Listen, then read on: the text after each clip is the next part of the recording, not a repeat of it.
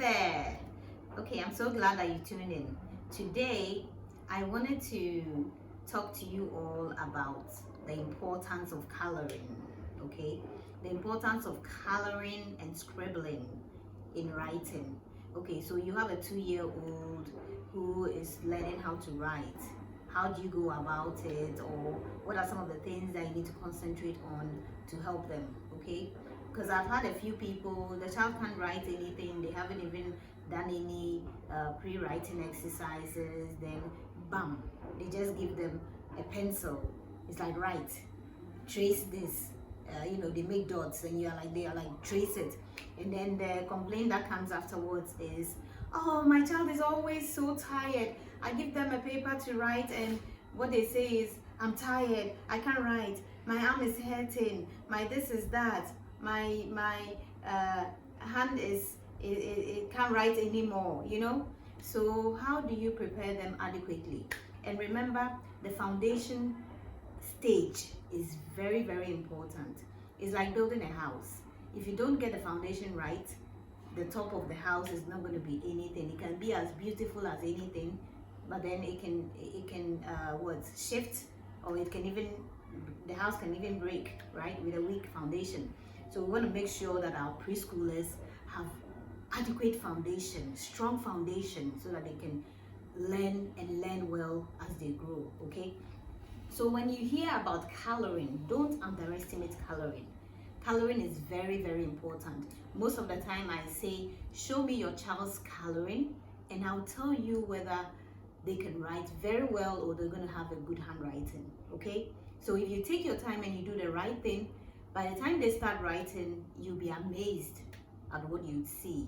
Okay, all right, so right here I'm going to demonstrate how to help your child do their coloring at home. Okay, so first of all, don't just give them a pencil or a pen or a coloring pencil. No, you want to give your child, like your toddler, a crayon. So you start with crayons. Okay, so you have a picture. This is a picture of a fish that I drew.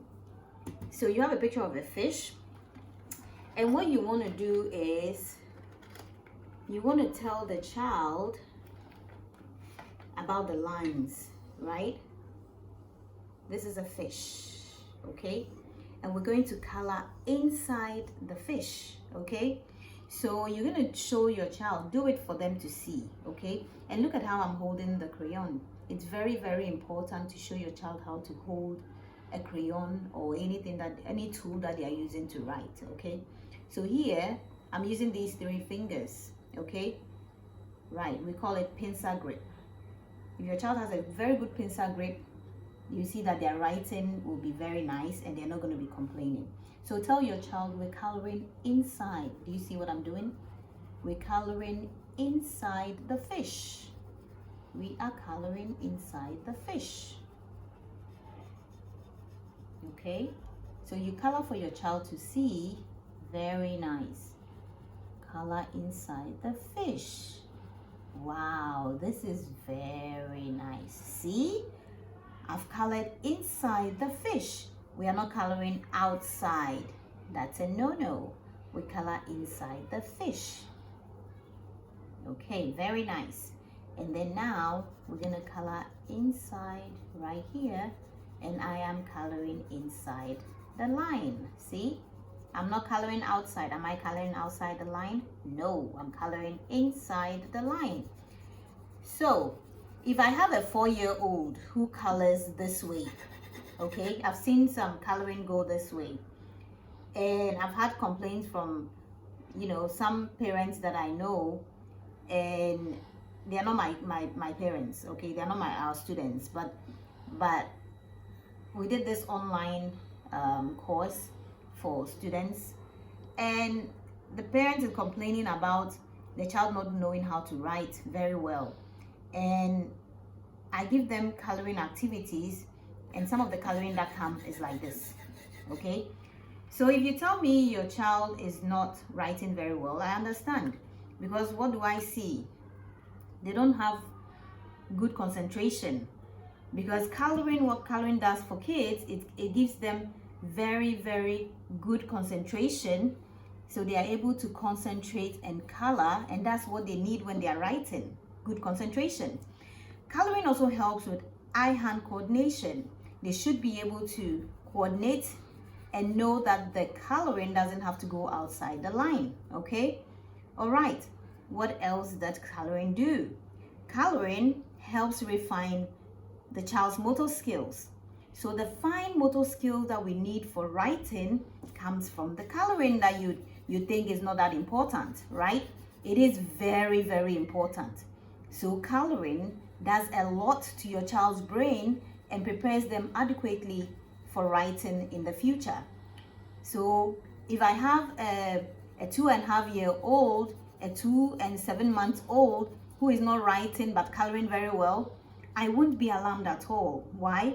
Because I know that when it's time for them to write, they're going to write very well. And I've seen a lot of children, even by age 3.5, if you compare when they started writing, when they maybe turned 3 or a little before 3, you'll be amazed at what you see, because you'll be thinking, oh wow, did they start learning how to write from 2 years or 1.5 or something, because this child's handwriting is so nice. But it's just that we take our time to prepare them adequately for writing, so by the time they are able to write, it comes out really, really nice, okay? So look out for your child's coloring and encourage them to do a lot of coloring. You know, if they can draw, let them draw by themselves. Let them draw by themselves, and then they can color, right? So if a child draws something, you can ask them, what have you drawn? Okay, let's color it. And then you'll help them to color, okay? So if you show me your child's coloring this way, then I know that, well, they are on a good path to writing, and that they're going to have very, very good handwriting, or they are well prepared for writing, okay? So another thing that I wanted to mention is that when your child is doing scribbling, okay, some parents think, okay, my child just makes lines on the paper. No, they're not just making lines. They are making lines that will later in life make meaning when they start writing, right? So your child is either making scribbling like this, right? It's helping them practice their writing skills, right? Which is the tools that they need for writing. So every writing starts from somewhere, and it starts from developing this muscle that they would need when they are writing. So if this muscle open close, which we call the pincer grip, is well prepared, then writing becomes easy for them, right? So as they are doing scribbling, they are refining their motor skills, and then they are also learning the pincer grip. So they are holding the crayon and then scribbling, right? And some of the scribbling can also be circles, right? So they are making circles. They are making circles. So at home, you can just give your child, if your child is like not using a pencil yet, or they are just starting to learn how to write, never give them a pencil. Go ahead and give them a crayon, and with this one you can go round and round, round and round, round and round. You know, just make it fun for them, right? Round and round, round and round. So the more you do it for them to see, they will also practice it, and as they do it, you see that gradually they will strengthen this muscle, and they will learn how to hold the crayons very well. Inside the classroom, we have different activities for them to do to develop this pincer grip.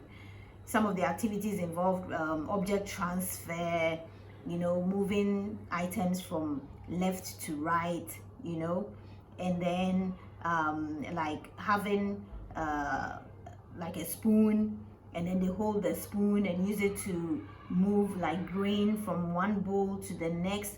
All those activities are very good pre-writing activities for children, you know. And one thing I would say is that parents, please, please, please do not underestimate a child with a crayon and a paper in front of them making marks on a paper, okay? Because writing doesn't just start when the child starts writing like 1, 2, 3, 4, etc. Okay? Writing starts when they start making marks on papers and gradually interpret those pictures into other things, and then gradually making meaning out of the marks, and then starting to write, you know. Okay, so that is very good, and I hope it's been of help to you, and I'll be discussing some more practical ways of helping your child at home. One thing that I just want to share quickly is that it's always good to show your child how to hold when they are either writing or coloring or scribbling, whatever it is. Okay, so let your child sit down, show them these 3 fingers, hold the pencil very nicely like this. And if your child develops the pencil grip really well, that's fine. But if your child is holding a pencil like this, oh no, you have to show them. Always show them, okay? And you show by example. You do it for them to see, and then you let them practice it too. So you show them, you tell them, can you do this? Can you do this? Really well. Okay, then you put the pencil in their hand like that, and then they can write. If they are still having a very, difficulty in doing that, especially with an older child, then it means you need to get them back to basics. Let them start all over again to help them develop their muscle, their writing muscle. Okay, all right, so thank you very much, and I'm going to share some more tips with you in the next video. I want it to be as practical as possible, and I want you to feel free anytime. If there's an opportunity, just send us a message and then we'll address it. Okay, all right then. So bye bye, and thank you so much. Bye.